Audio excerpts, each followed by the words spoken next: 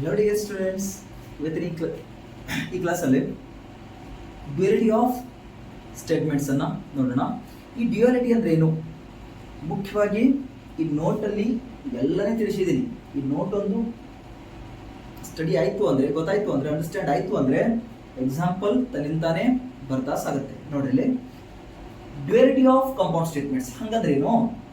Note ನೋಡಿ, and ಇದ್ದಿದ್ದು R ಆಗುತ್ತೆ, ಆರ್ ಇದ್ದಿದ್ದು ಆ್ಯಂಡ್ ಆಗುತ್ತೆ. ಅಂದರೆ ರಿಪ್ಲೇಸ್ ಮಾಡೋದು.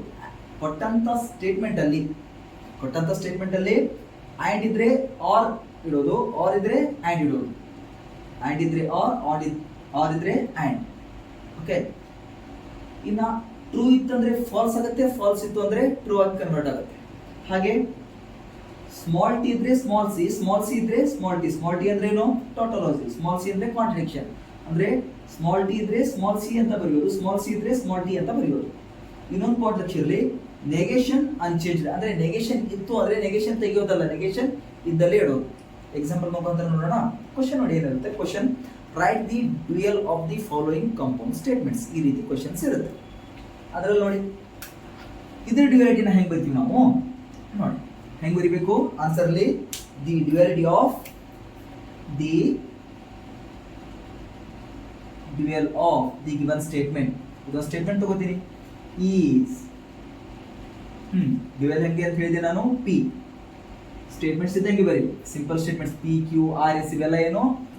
Simple statements. Is it that? P ಇದ್ದಂಗೆ ಆಯ್ತು. ಆರ್ ಇದ್ದದ್ದು ಏನು ಬರೀ ಅಂತ ಹೇಳಿದೆ ನಾನು? ಆರ್ ಇತ್ತಂದ್ರೆ ಆ್ಯಂಡ್ ಅಂತ ಬರೆಯೋದು, ಆ್ಯಂಡ್ ಕ್ಯೂ. ಆ್ಯಂಡ್ ಇತ್ತು ಅಂದ್ರೆ R.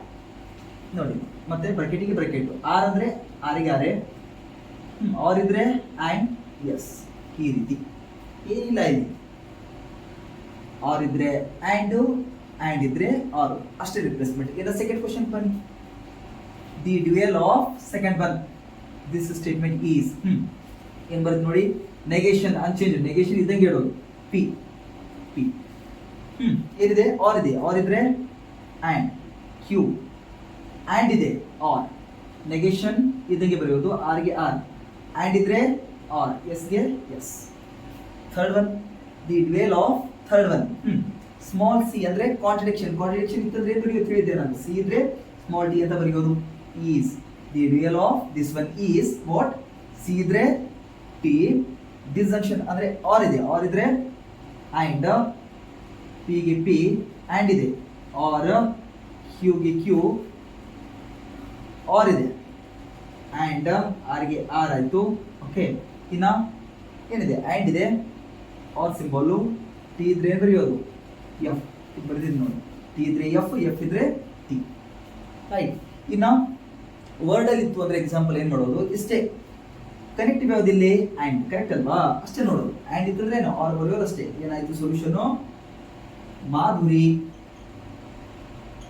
Madhuri has curly hair, or ಅಷ್ಟೇ ಚೇಂಜ್. ಆರ್ ಇತ್ತು ಅಂದ್ರೆ ಆ್ಯಂಡ್ ಅಷ್ಟೇ. Or brown eyes, what? Brown eyes. Which is the concept of duality or dual. ಅರ್ಥ ಆಯ್ತಲ್ಲ? ಇವತ್ತಿನ ಕ್ಲಾಸ್ ಇಷ್ಟ ಆಗಿತ್ತು ಅಂದ್ರೆ ಕಮೆಂಟ್, ಲೈಕ್ ಮುಖಾಂತರ ನಿಮ್ಮ ಒಪಿನಿಯನ್ ತಿಳಿಸಿ. ಹಾಗೆ ಹೊಸಬಿದ್ರೆ ನಮ್ಮ ಚಾನೆಲ್ನ ಸಬ್ಸ್ಕ್ರೈಬ್ ಮಾಡಿ. ನಿಮ್ಮ ಸಪೋರ್ಟ್ ಯಾವಾಗಲೂ ನಮಗೆ ಹೀಗೆ ಇರಲಿ ಅಂತ ತಿಳಿಸ್ತಾ ಇವತ್ತಿನ ಕ್ಲಾಸ್ ಇಲ್ಲಿಗೆ ಮುಗಿಸ್ತಾ ಇದ್ದೀನಿ. Thank you.